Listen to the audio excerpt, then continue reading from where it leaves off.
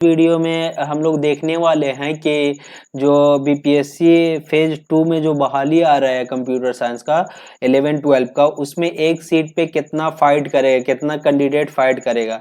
तो इसके लिए सबसे पहले हम लोग को जानना पड़ेगा कि 2019 में कितना स्टेट पास हुआ था और 2023 में स्टेट कितना पास हुआ है, और ये जो फेज 1 है उसमें कितना मतलब कैंडिडेट का सिलेक्शन होगा, उसमें कितना सीट होगा। तो उसके पहले सबसे पहले हम लोग चलते हैं 2019 में कि 2019 में स्टेट पास करने वाला कैंडिडेट कितना था। तो 2019 का बात करें तो स्टेट पास करने वाला कितना था 2019 में 17,000 के करीब था। ठीक है, तो यहाँ पे तो सबसे पहले हो गया कि स्टेट पास करने वाला कितना है, 17,000 है 2019 में।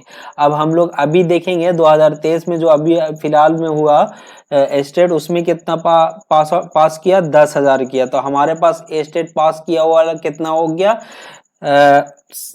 27,000 हो गया। जबकि हमारे पास जो है वैकेंसी है कंप्यूटर साइंस का सीट है जो कितना है, 172 सीट है।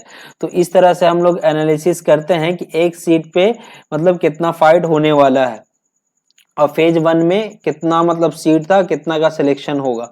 तो इसमें सबसे पहले अभी हम लोग देखें कि 2019 में कितना पास आउट था, 17,000 था। ठीक है, और अभी 2023 में स्टेट कंप्यूटर साइंस का बात कर रहे हैं तो कितना पास आउट हुआ था, 10,000। ठीक है, अब ये दोनों टोटल मिला के देखें स्टेट पास होने वाला कंप्यूटर साइंस में कितना हो जाएगा, 27,000 हो जाएगा। ठीक है, ये तो 27,000 हो गया हमारा स्टेट पास्ड।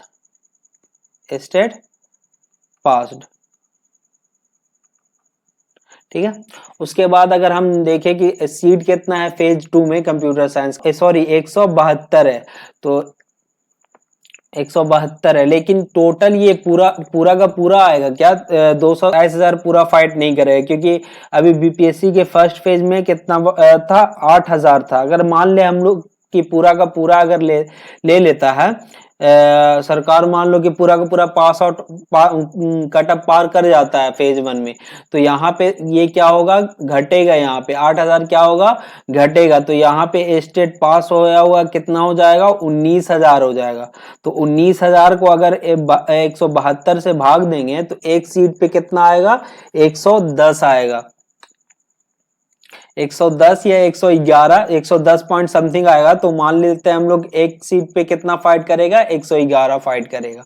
तो इस तरह से। और दूसरा मतलब दूसरा क्या हो सकता है, दूसरा कंडीशन ये भी हो सकता है कि मान लीजिए कि बेसिक कटअप जो है वो पार कर ना पाए, मतलब फेज 1 में जो भी एग्जाम हुआ है उसमें, तो उसमें क्या है कि जानते हैं कि 75% सीट भरने का मतलब, इसमें अगर 75% सीट भरेगा तो मान लीजिए कि उसको 6,000 सीट भरना पड़ेगा। तो फिर भी यहाँ से बहाली कितना मतलब आ जाए, इतने यहाँ से सीट कितना खाली रह जाएगा, 2,000 रह जाएगा। टोटल सीट कितना हो जाएगा, 2,172 हो जाएगा। और वहां जो माइनस किए थे कितना, मतलब 27,000 में हम लोग माइनस किए थे 8,000, तो यहाँ कितना करेंगे, 6,000 करेंगे। तो हमारे पास टोटल स्टेट वाला कैंडिडेट कितना हो जाएगा, 21,000 हो जाएगा। 21,000 को हम 21 मान लो, इसको 21,072 से डिवाइड करेंगे, तब मतलब अगर सीट बच जाएगा तब कितना कंपटीशन होगा, एक सीट पे कितना फाइट करेगा।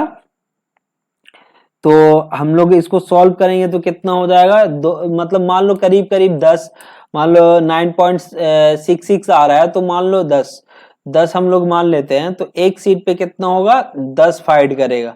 अगर अगर अगर पूरा का पूरा जो 1 फेज में अगर ये पूरा का पूरा अगर नहीं लिया, मतलब नहीं पास कर पाया, या किसी भी वजह से अगर पूरा का पूरा ये 8,000 जो सीट है फर्स्ट फेज में अगर वो पूरा नहीं भर पाया, तो हम लोग के पास क्या रहेगा, यहाँ पे इस तरह से रहेगा 10 सीट। और मतलब आगे पीछे भी हो सकता है, मान लो कि फर्स्ट फेज में 100 सीट बच गया, नहीं फिल हुआ 72 सीट, तो इसका कंडीशन कुछ और बनेगा। ये मतलब ये 2 सिनेरियो लेके चले इसमें। So that's all, thank you for watching.